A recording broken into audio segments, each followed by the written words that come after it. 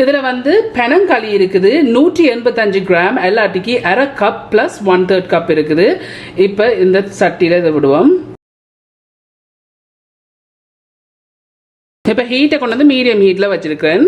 வச்சுட்டு இதை நீங்க ஃபுல்லா காய்ச்சணும்ல ஒரு கொதி வரட்டுக்கும். இதை காய்ச்சறதுக்கு காரணம் வந்து கொஞ்சம் கசப்பா இருக்கும் இல்ல, சோ அந்த கசப்பு தன்மையை கொஞ்சம் எடுக்கிறதுக்கு தான் இதை காய்ச்சறது. ஒரு 3 நிமிஷம் வச்சேன்னா இந்த இப்படி கொதிச்சு கொண்டு இருக்கிறதுல பபிள்ஸ் இப்படி வந்து இருக்குல்ல, இப்படி வரைக்கு வந்து நான் அடுப்பை வந்து ஆஃப் பண்ணிட்டேன். இப்போ இதை நாங்கள் நல்லா ஆற விடுவோம். இதில் வந்து பச்சை மா இருக்குது, ஒரு கப் எல்லாட்டிக்கு 160 கிராம் வருது. இப்போ இதை இதில் போடுங்க. இதில் வந்து அவிச்ச மா வந்து ஒரு கப் எல்லாட்டிக்கு 162 கிராம் வருது. சரியா, இதையும் இதில் போடுங்க. இதில் வந்து சீனி இருக்குது, நான் வந்து 1/3 கப் ப்ளஸ் 1/4 கப் எல்லாட்டிக்கு 125 கிராம் சீனி இருக்குது. உங்களோட இனிப்புக்கு ஏற்ற மாதிரி நீங்கள் போடுங்க. இதில் வந்து உப்பு இருக்குது, 1/8 டீஸ்பூன் உப்பு. இது போடுறது வந்து இனிப்பை காட்டுறதுக்கு. இதில் வந்து பேக்கிங் பவுடர் இருக்குது, அரை டீஸ்பூன் பேக்கிங் பவுடர். இதையும் இதில் போடுங்க. போட்ட பிறகு இந்த ட்ரை இன்க்ரீடியன்ஸ் இருக்கா மிக்ஸ் பண்ணி விடுங்க.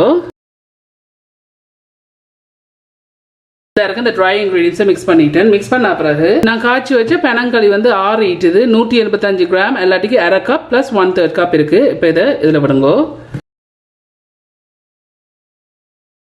இதை நல்லா மிக்ஸ் பண்ணி குழைச்செடுப்போம். இப்படி மிக்ஸ் பண்ண பிறகு இதில் வந்து அரை கப் தண்ணி எல்லாத்துக்கு 125 ml தண்ணி இருக்கு. இதை கொஞ்சம் கொஞ்சமாக விட்டு குழைச்செடுப்போம்.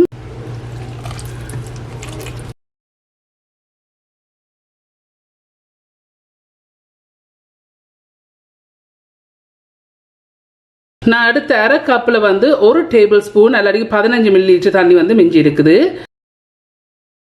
இந்த இருக்கு இப்படி நான் இதை குழைச்சிருக்கிறேன். ஆகலும் திக்காமில்லாம் ஆகலும் லூஸாகவும் இல்லாமல் இந்த இப்படி ஒரு பதத்துக்கு இதை குழைச்சிருக்கிறேன். இப்போ இதை நான் ஒரு பிளேட்டால் மூடி போட்டு 1 மணி நேரம் தூக்கி வைக்க போகிறேன். இந்த இருக்கு இந்த பனங்காய் பணியாரத்தை வந்து நான் மூடி போட்டு 1 மணித்தியாலம் வச்சேன். நான் இப்போ 1 மணித்தியாலம் ஆயிட்டு இப்படி இருக்கணும்.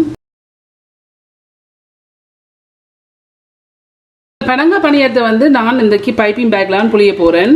இந்த இப்படி வட்டமாக இருக்குதுல்ல, இந்த நாசல்ஸ் தான் போட்டிருக்கிறேன். வில்டன் 1A இருக்குது. இப்போ இதை ஒரு கிளாஸுக்கு தூக்கி வச்சுட்டு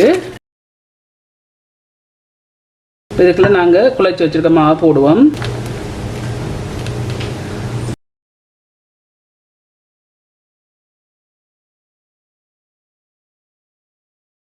இப்போ நாங்கள் பொரிச்செடுப்போம். அதில் வந்து எண்ணெய் வச்சு ஹீட்டை வந்து மீடியம் ஹீட்டில் வச்சுருக்கோம். நாங்களும் கூட்டி வச்சிடாதீங்க. இதற்கு இந்த பைப்பிங் பேக்லேயே நேராக வந்து உங்களுக்கு பிடிச்சதுக்கு ஏற்ற மாதிரி இப்படி ப்ரெஸ் பண்ணி ஒரு நைஃபால் வெட்டி விடுங்க. கையால் அலைஞ்செல்லாம் சேர்த்து இப்படி செய்தீங்கன்னா ஈஸியாக இருக்கும். எண்ணெய் கொதிக்காமல் போட்டுறாதீங்க.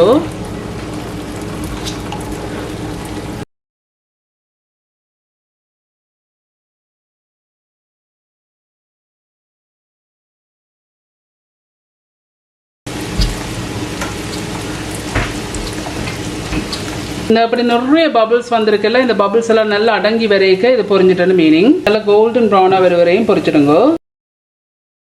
3 நிமிஷமாக இதை நான் பொரிச்சிருக்கேன். உங்களுக்கு பார்க்க தெரியும் இந்த பபிள்ஸ் எல்லாம் நல்லா அடங்கிட்டுதல்ல, இப்படி அடங்கி வரைக்கும் இதை ரக்கிடுங்க. உங்களுக்கு வந்து இதை விட பெருசாக செய்யணுமாண்டா ஒன்று நீங்கள் கையால் தூக்கி போடலாம். அப்படி இல்லாட்டிக்கு நாசல்ஸ் போடாமல் அந்த பைப்பிங் பேக்கை வந்து கொஞ்சம் பெருசாக வெட்டிட்டு இப்படி பொரிச்செடுக்கலாம். இந்த பெனங்காய் பணியாரம் செய்து முடிஞ்சது.